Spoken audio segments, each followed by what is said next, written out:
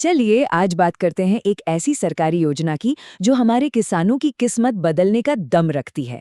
इसका नाम है किसान अनुदान योजना। और ये योजना असल में आधुनिक खेती के दरवाजे हर किसान के लिए खोलने की एक कोशिश है। लेकिन ये योजना क्यों जरूरी है? इसे समझने के लिए सबसे पहले उस मुश्किल को समझना होगा जिसका सामना हमारे किसान करते हैं। सोचिए, एक तरफ तो ऐसी टेक्नोलॉजी है जो पैदावार को कई गुना बढ़ा सकती है, लेकिन दूसरी तरफ है हमारे किसान, जिनके लिए इन महंगी मशीनों को खरीदना ख्वाब जैसा है। तो फिर सवाल ये उठता है कि वे इस टेक्नोलॉजी का फायदा उठाएं तो कैसे? और बस यही जो फासला है ना, टेक्नोलॉजी और उसे खरीदने की ताकत के बीच का, यही हमारी खेती की तरक्की में एक बहुत बड़ी रुकावट बन जाता है। इसका असर सिर्फ किसानों पर नहीं बल्कि हम सब पर पड़ता है। तो फिर इस बड़ी चुनौती का समाधान क्या है?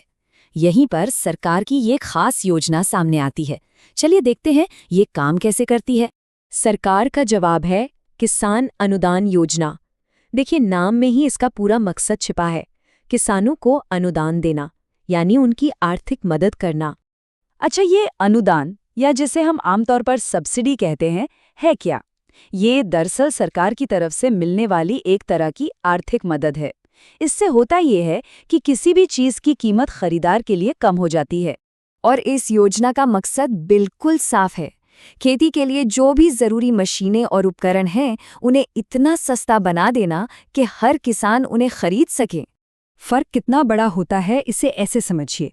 मान लीजिए बिना सब्सिडी के एक मशीन की पूरी कीमत किसान को अपनी जेब से देनी पड़ती, लेकिन सब्सिडी के बाद उस कीमत का एक बड़ा हिस्सा सरकार देती है, तो किसान पर जो बोझ है वो काफी कम हो जाता है।